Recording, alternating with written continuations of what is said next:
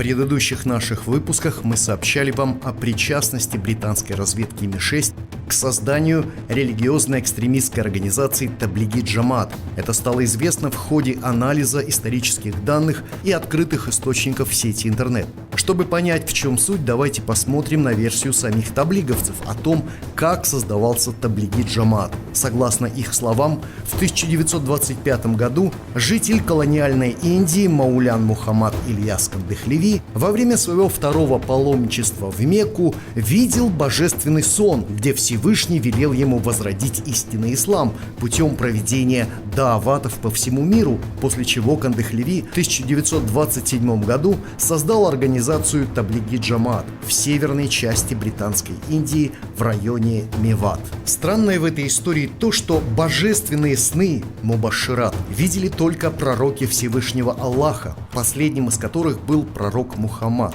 мир ему и благословение. Получается, таким образом таблиговцы приравнивают Мауляна Кандехлеви к пророкам Всевышнего. Это, конечно же, вносит фитну в нашу религию. На самом деле, в 1925 году Маулян Кандехлеви во время паломничества в Мекке познакомился с англичанином Томасом Эдвардом Лоуренсом, который в последующем предложил ему сотрудничество с британской разведкой. По возвращению домой из Саудовской Аравии в 1927 году Кандехлеви в районе Меват создает организацию Таблиги Джамаат, якобы для возрождения истинного ислама. В том же году Томас Эдвард Лоуренс был командирован в Британскую Индию, в частности в северный регион колонии в городе Карачи, что находится недалеко от родины таблиговского движения. Естественно, британец был командирован в Северную Индию для дальнейшего контроля деятельности самоназванного индусского пророка. Кто же такой этот англичанин, скажете вы?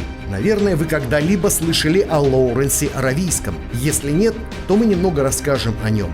Томас Эдвард Лоуренс, знаменитый британский разведчик, более известный как Лоуренс Аравийский, долгое время находился на специальном задании в Саудовской Аравии. Лоуренс Аравийский хорошо разбирается в исламской религии, считается одним из создателей ваххабитского движения в Саудовской Аравии. Кто не знает, ваххабизм – это и есть салафизм, а целью создания этого ваххабизма было ослабление влияния Османской империи на Ближнем Востоке с последующим установлением британского контроля над Суэцким каналом, а также нефтяными месторождениями Аравийского полуострова. Таким образом, англичанам удалось консолидировать все арабские племена против Османской империи. Про Лоуренса Аравийского было снято множество художественных и документальных фильмов. Нормальный здравомыслящий человек никогда не поверит в то, что такой специалист, как Лоуренс Аравийский, находился в Северной Индии просто так. Не исключено, что Маулян Кандехлеви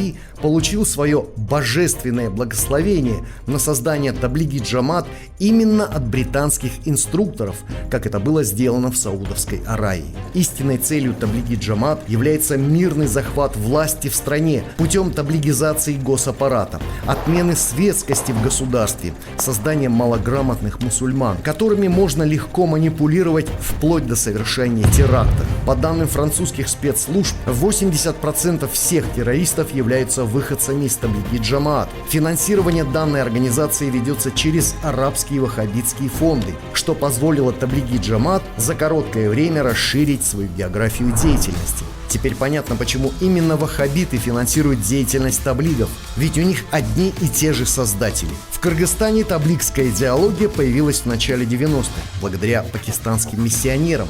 В настоящее время пользуется популярностью среди безграмотной молодежи. Деятельность Таблиги Джамаат признана экстремистской в ШОС и ОДКБ. Запрещена в России, Китае, Узбекистане, Казахстане, Таджикистане и ряде других стран.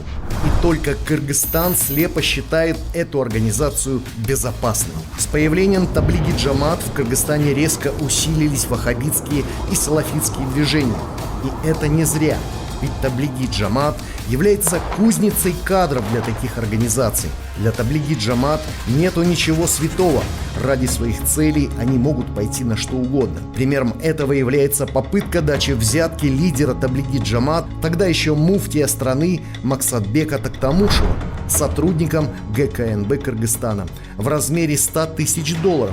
а также хищение им финансовых денежных средств духовенства в размере 100 миллионов сомов, собранных для совершения хаджа. Так нужен ли нам таблиги джамат? Ведь даават можно совершать и без никаких организаций. Будем ли мы вторым Афганистаном, где такие же фанатики захватили власть в стране? Посмотрите, что творится в этой стране. Теракты, массовое бегство населения, возврат к феодализму. Мы не хотим, чтобы Кыргызстан повторил судьбу афганского народа. Только с запретом всех религиозно-экстремистских организаций Кыргызстан может обеспечить себе счастливое будущее, безопасность и стабильность, что приведет к повышению уровня жизни рядовых граждан, а также улучшению экономической ситуации в стране. Все это вполне возможно сделать. Свои мнения пишите в комментариях. В следующем выпуске мы расскажем вам о сложных механизмах финансирования таблиги джамаат.